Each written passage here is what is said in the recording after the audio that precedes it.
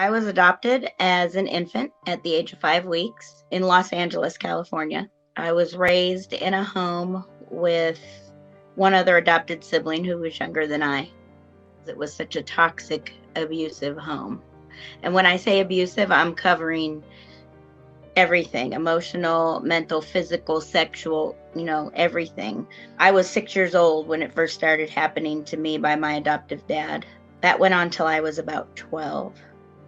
It separated me in school because I started acting out. And there's things teachers should notice as signs, but back then, I mean, we're talking in the 70s, nobody really noticed stuff, or they didn't want to say anything. I didn't get any help there. We're in a very different time now.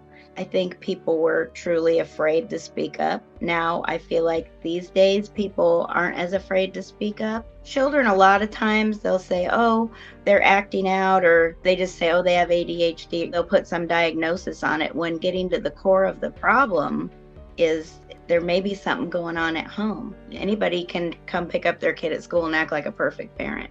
It's behind closed doors that we need to be concerned about. And there's not enough one-on-one time because classrooms are so full. So I think definitely behavior issues, acting out, emotions out of control, things like that should be looked at. In the years leading up till I was 18, I started abusing prescription painkillers that were in our home just because I didn't know how to deal with how I was feeling. By the time I was 18, I left. I had a good job when I got out of high school, and I got an apartment with a friend from school. That worked out for a few years. My friend that I moved in with ended up getting married, so I moved into a house that I shared with another friend from school, and her mom used to come over and get loaded, and so that seemed like a good idea because I still hadn't received any counseling or help. And that just set me off in a tailspin. I got fired from my job, and I started working in, they call them go-go dancing clubs, but we all know they're strip clubs. The owner at one of these strip clubs, who was about 12 years older than me at the time, had asked me out, and I didn't know him, so I didn't go with him. But a friend of mine said, well, he really likes you. He really wants to go out with you. And so that was a sales situation that I didn't know about until later. That was one of the girls that I was working with there. She'd been there for a long time. She had an alliance with him. Those things I didn't recognize till way down the road. So I ended up going out with him. I ended up moving in with him 2 weeks after we first went out. He promised me a home and cars and just a really great life. We could travel, and that he wanted to marry me, everything that a girl wants to hear. I was 21 years old then. I was kind of naive to those things. He owned 3 strip clubs and several properties, so he was quite well off. Bought me a brand new Cadillac. I had a house. I mean, it was everything I wanted. He groomed me for probably about, I'd say, close to a year. Because of my childhood situation, I had a lot of trust issues with men, even though I wanted the fairy tale life. It took him a while to get me to realize what I was doing was for him. If I wanted to keep him, I would bring other people home and sleep with them. It started out with inviting people home from the bar for a drink, and 1 or 2 people, and we'll just hang out and have a drink. And then I'd say 6 months down the road, it was, this is what makes me happy. And if you want to be with me forever, you're going to do these things because it makes me happy. But I saw the exchange, there was money, drugs. I mean, everything was going on in there. And so I realized at some point, well, I'm doing this because there's an exchange of money and drugs. That doesn't feel right, but he loves me. So I was there for 5 years before I got out of that situation, and that was in the early 90s. So I didn't know what trafficking was then. I had a lot of issues. I felt suicidal. I was so bad in my addiction. The addiction just spiraled until I got myself really bad into heroin, all kinds of hard drugs, and then I was just out there, just on the street, just existing. I did meet someone else, and the same thing occurred again. I was like a magnet to these people, and I feel like they could sniff out my vulnerability. It's almost like they had some kind of, they honed in on me because they knew I was weak. It just kept happening, domestic relationships where I was just beat every day. And it came to a point with one of my relationships where I actually put myself out the second story window of a hotel room. I fell down. I was able to hang on to the wall a little bit, but I fell down on some scaffolding on the ground and was able to get away. But throwing myself out the window was better than what was coming at me. And that was my life. That was my life. I moved around a lot because my last trafficker would go to jail and didn't want to do probation or parole. So we did a lot of running. My trafficker went to jail, and I reached out to a local church because I really felt like I can't do this. I had one of those moments prostrate on the floor where I knew I couldn't do it. And I had met some people, and this man gave me a business card for his church. And he said, call my pastor.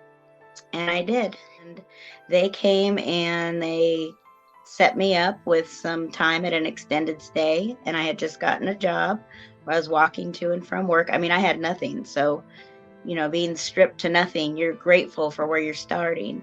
So I got involved in the church, went to small group and got really close with the small group people. But I wasn't sharing everything.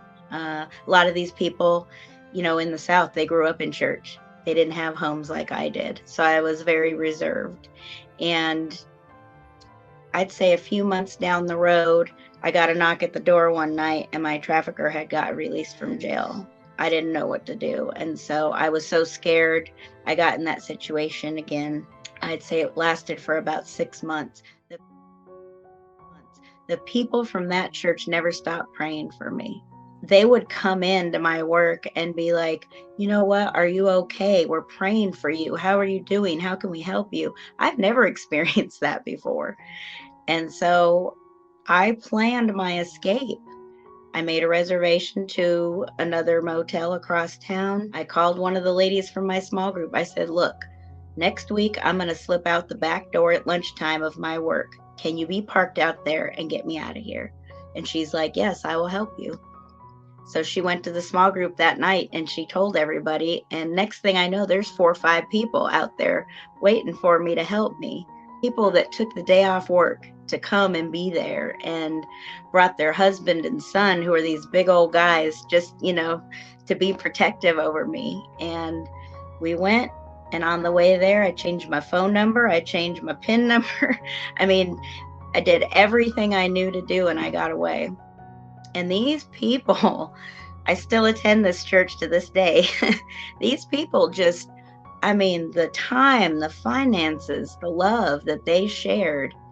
And finally, when my story came out, it didn't come out exactly how I wanted it to, kind of, but nobody was shocked.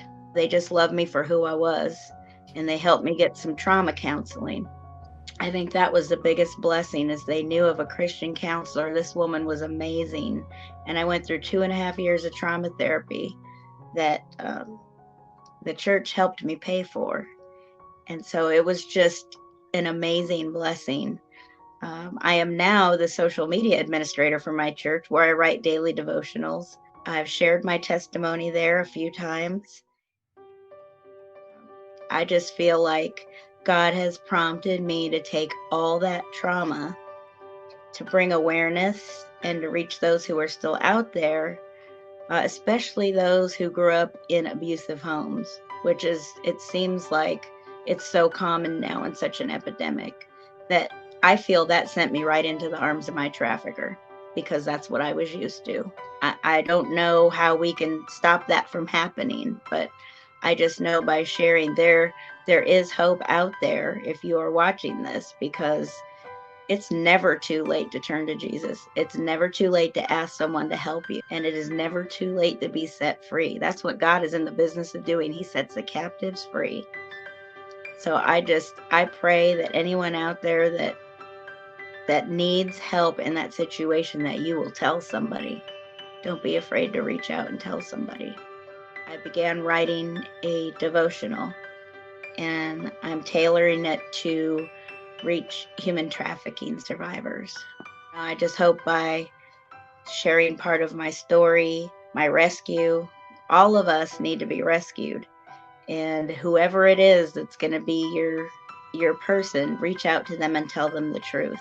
I think that's the only thing that I wish I would have done sooner, was to spill it all out, because people are going to love you no matter what. They will help you.